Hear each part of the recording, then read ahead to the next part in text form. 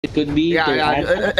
it is actually one of the priority picks usually by Nexplay. They have some good respect as well with this Selena pick, ladies and gentlemen. But there is still some viable picks in terms of control that is still evident on a running meta. For example, you get the Natalia, you also have the Popol and Pupa. But very interesting target ban here. We do know that H2O is quite familiar in playing the likes of a Claude, but this time NXP's side will be pulling the plug out of that hero. Not really a fan of the Claude pick because it's not as strong as the the previous iteration of this hero into this previous meta. The Claude got nerfed quite significantly. Dexter doesn't get the DHS buff anymore, so the nature of the hero is the damage output of the hero is quite limited right now. If you ask me, Cho will be the ban here for the side of Sadistic Gods. Probably to stop Renegade a bit. Just don't really give out the hero. Chester and probably Yawi, because we are seeing a resurgence of Cho tanks and Cho supports in this current meta. And I think that it'll be very, very interesting because if we are seeing that kind of resurgence that actually promotes heavy skirmish instances, right? For the game, either Cho tanks, again, more so on the Cho tanks because usually the Cho tanks elects for a more proactive role when it comes to initiating or like prolonging these mini skirmishes compared to the damage oriented Cho, right? That focuses more on split pushes and actually pickoffs and assassination. So I think this is another very interesting shape and fold for the meta that we have this fighter and actually active fighters that is getting some good notice from our players. Okay, so this Chester and MB matchup, not matchup, but picks are gonna come up next. Kaja is still one of the best skirmish heroes, if you're gonna ask me, and they pick two answers to that skirmish potential. Yes. They go straight for that Uranus and they go straight for that Grok. The thing about it is they don't ban a second hero onto the side. Yeah, they didn't ban a second hero. Actually, very curious if that is a bug or is there is a declared ghost ban for it. Our production will tell us if there is a ghost ban for it or a declared ban for it. But actually, very curious on the priority pick on the Kaja. Yes, you did mention that. The Kaja is really good. The Kaja is really good. Like especially on the resurgence of this some old heroes not running into the meta. But I'm actually curious why Kaja is prioritized when you can choose the Uranus, the Grok, and even the Hylos, right? But maybe Nexplay here has fallen prey into a trap, right? Of an Esmeralda pick. Because the moment that I saw the Grok, the moment that I saw the Uranus, you would really want to choose the Esmeralda.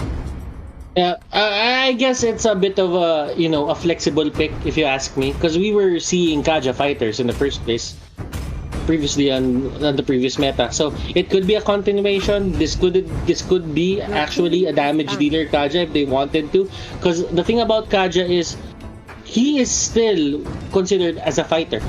Yep. Heavily used as support, but still categorized as a fighter. like in game. Yeah, in game. If you check the fighter slots. That's why I'm actually curious why you mentioned fighter. So it's still within the fighter slots. Your team. All right. Well, let us see, ladies and gentlemen. You also have the PNK for the chosen support here of the NXP side, making sure that the advance here of Team Sadistic God would be awkward. You have to take note that PNK can also tag the backline if ever left unguarded. Especially if this Kufra, if this Esmeralda focuses so much in dealing with the front line of Nexplay. It's really safe for a Popol and Koopa to go up against an Esmeralda, by the way. Like, you just need to send Popol or Koopa to the Esmeralda and just stun him for a bit. Just try to control her, and she wouldn't really do anything to you anymore. You can just get away, you can just kite the hell out of this hero. But that's the thing. The Esmeralda won't go straight here for Popol and Koopa. he will go straight for that Uranus and the other members here onto the side of NXP. Indeed. Okay, very interesting third pick here. It is Okay. Serious Over coming in from the side of Nexplay Predator. Going to be presenting the likes of Roger here. Roger has some good capacity in actually trying to tag the backline as well, especially with his transformation. And also when he faced out, he kind of for a moment is not targetable for certain skills. But you can actually answer him just with sheer peel, right? For your backline. Freya. For example, like this. You just go with the Freya. You just duel him. All you need to do is just out-duel, actually, the Roger. And remember that once Roger decides to initiate, there's very little option for escape on this guy. You know what, Shinbu? There's a thing about MOBAs that heroes who can switch from melee to ranged is quite overpowered and quite abusable for a moment of a period of time. And I think if NXP just goes for these kinds of heroes, then probably is this the time where the Roger gets abused. I mean, Indonesia, Malaysia, they've been using this Roger pick for quite some time now. I think NXP, they're picking it up. They're picking it up and they're looking at it. Why does Indonesia and Malaysia deem this hero strong in the first place? Well, it is game 1 of an upper bracket match. So, if ever this is an In English. well, it's NXP, ladies and gentlemen, and they say NXP is getting flexed to be, despite not being able to qualify to the likes of MPL, they're being flexed to earn a lot of money through streaming and content creation. So, seeing this kind of skins is a reflection maybe of that. We will see, ladies and gentlemen. Let us focus into the game, ladies and gents, as you can actually see the members here of Sadistic Gods fully concentrating actually towards the mid lane, and they will split, I think, into two parties, maybe allocate the full 5 here to get into the buff. It was denied by that Freya against the Selena. And I like the strategy coming out here from the Sadistic Gods. What they did was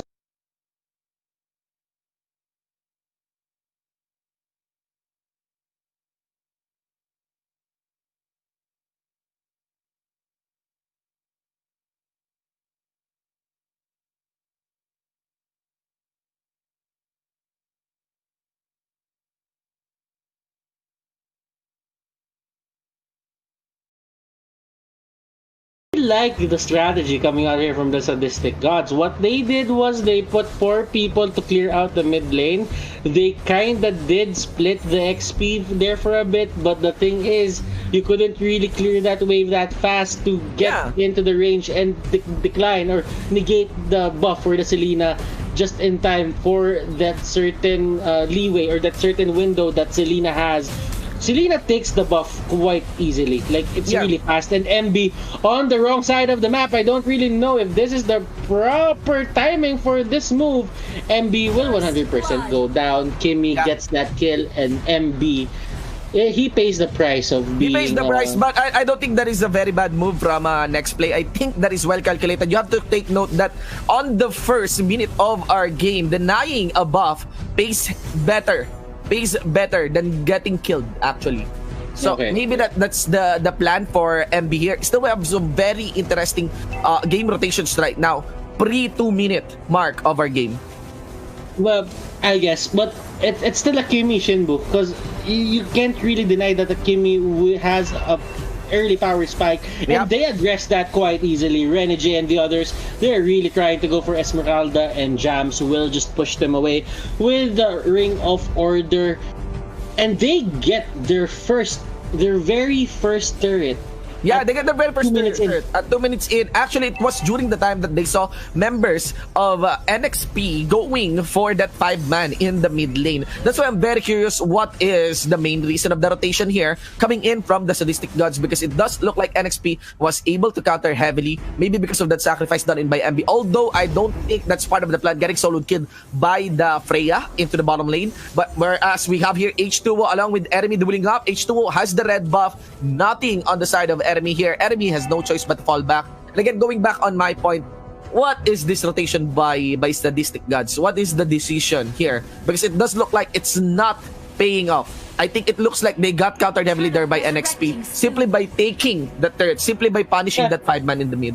I kind of get what you're pointing at here, Shinbu. It's the proactiveness that they wanted to, get from NXP, but there's a fight happening here. Yep. Airborne, they're in the middle of everything, and look at that, Yawi doing his best, and Yawi can get a kill on Kimmy. Kimmy will go down, and Grok will be a worthy sacrifice. Yeah, But there's still the all power of nature, ladies and gentlemen. There is actually a call for pause here by the Kufra. You have to take note that MB is still there trying to get fully completing the pickup, coming in from the arrow, abyssal trap combo here of that Selena. Round 2 for dash, trap as well onto dash, goes for the bite, completes the dash onto the roots, and also H2O diving for the kill. 2 for none, make that a 3 for none as another is actually into the death timer here against Sadistic Gods. NXP now going for the push here on the outer mid lane turret of Sadistic. Really strong showing from these two players. H2O, Renegade, very much inspired to do the things that they want. It's the power of love, as they say. Renegade getting caught out by Jads. Jads in the middle of everything. He has his ultimate up, but look at this chain stuns coming in from the side of NXP. NXP will take down that Freya, but MB is still in the face of this Kimmy. Eremi going 1v. This is actually a 1v4. This is a 1v4. Eremi. Yes, MB now has the members of Sadistic Gods played onto his hands. Not to mention that is very awkward right there that Freya was left for dead and without having any of his teammates to go and back him up despite them being close, really. Right?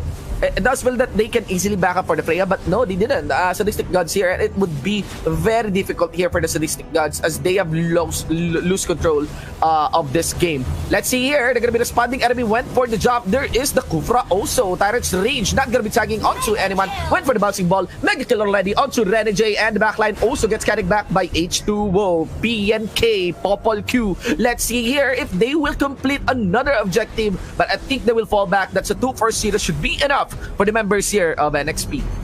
Okay, so a lot of things happened there, and looking at our gold right now, it's at 11k versus 15k. Obviously, it's favoring the side of NXP Solid, but the thing you have to really worry about for the side of Sadistic Gods is not the gold, but the amount of turrets on the other side. All of these turrets are unscathed. Yeah, yeah. So this is already a game, I think, in the hands of NXP. I think there is a very, very slim chance for them to lose this one. Doesn't look like there is a heavy priority pick to fully utilize the likes of a Kaja. And not to mention that a scaling one would be of that Selena on Renegade. Ladies and gentlemen, although, is Selena like a core here? Yeah, Selena is a core. Renegade is a core, right? Yeah, and the support is onto Chester. So, yeah, and it's not really just Renegade. Also, Yawi. Also, MB. It looks like even Yawi and MB should be enough for the front line here of Sadistic Gods. Yeah, and Yawi just be doing Yawi things. He's been excellent since the start of this tournament, ever since the BO1 happened. And right now, Chester is actually stepping up as well. MB, they're showing their unique identities here for their team. Monster kill for Renegade, just being inspired, doing everything that he can. Double kill. Esmeralda will go down, and the last line of defense here is the Kufra. They will take him down. That's going to be a triple kill for Renegade. Very well played coming out from NXP Solid. Indeed. They're going to be taking a tag here onto the top lane. Inhibitor turret, ladies and gentlemen, actually tried to get a tag as well on one of the members of Sadistic Gods, kiting back.